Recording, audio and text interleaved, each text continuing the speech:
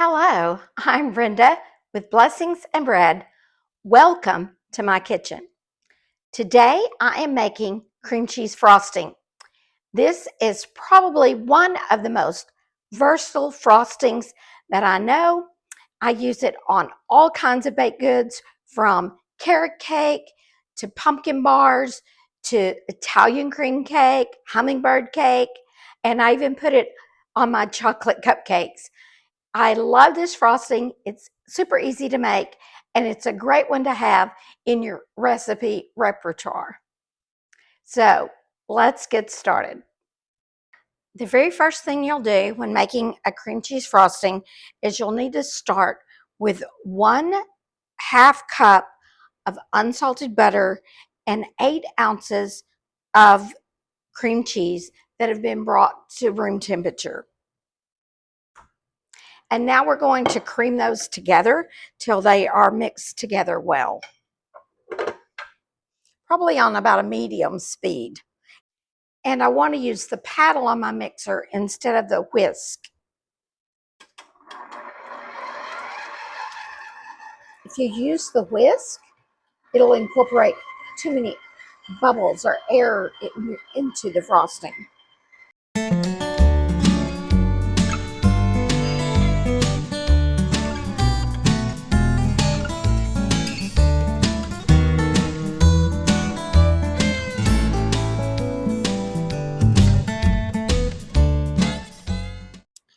Once the butter and the cream cheese are creamed together really well, then you will begin to add 1 pound of powdered sugar, which is about 4 to 4.5 cups. And the amount of sugar you use depends on the consistency of the frosting that you're trying to achieve. And I need a measuring cup to do this. So let me get a cup.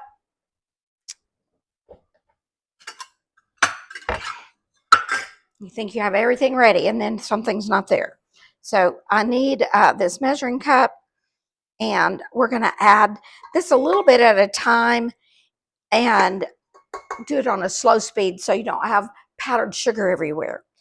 I am the most famous for getting powdered sugar all over the kitchen.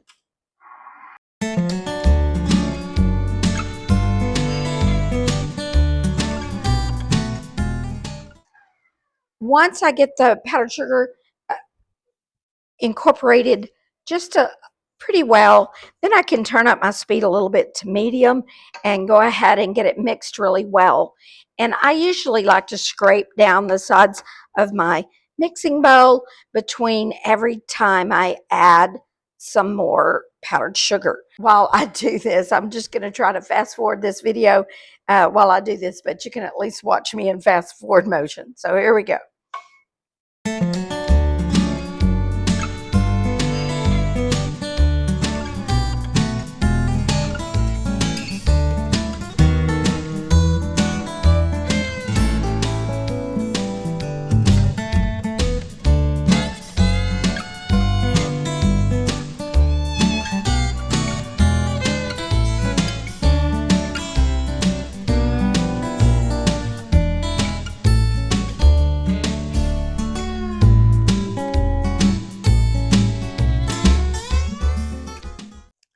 Because of the butter in this recipe, this will not be a very white frosting.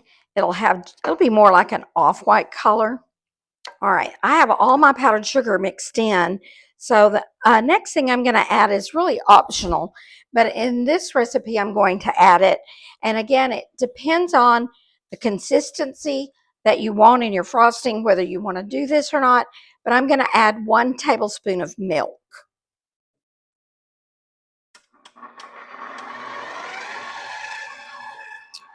This will make it just a little softer frosting.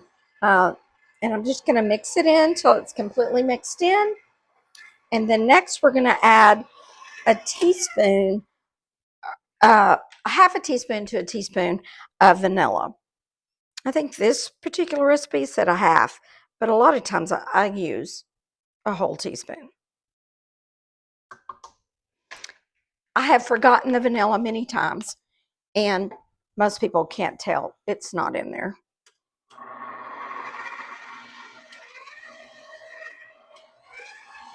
But it will make it taste better.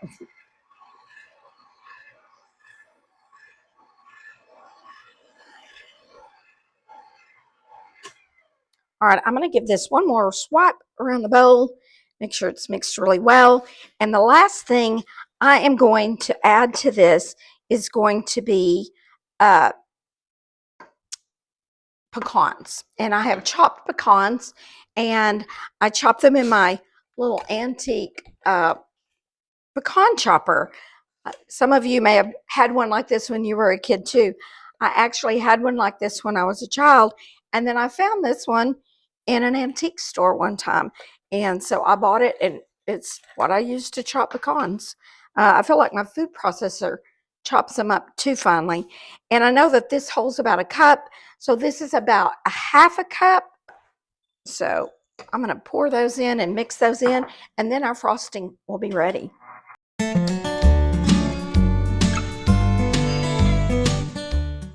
And there's probably someone around here who will want to lick the beater. So I'm going to leave it right there. And that's how simple it is to make cream cheese frosting. Again, you can make it with or without the nuts. And I love how that little touch of tartness from the cream cheese makes it balance out the sweetness. You can use this again on many different baked goods. And I hope you've enjoyed this. It was a simple recipe. And before I go, I think I'll just take one little test right off of the beater. Can never go wrong with cream cheese frosting. Eagle brand milk and cream cheese frosting are the bacon of the baking world. I hope you'll come back and join me again. If you're new to my channel, I'd love for you to subscribe and come back and see some of my other videos. I'm just getting started, and I hope you'll come back and join me on this adventure. I know I have a lot to learn, and I appreciate your patience while I'm learning all the things about videoing these YouTube videos. So I will see you the next time I'm in my kitchen, in my garden, or on my porch.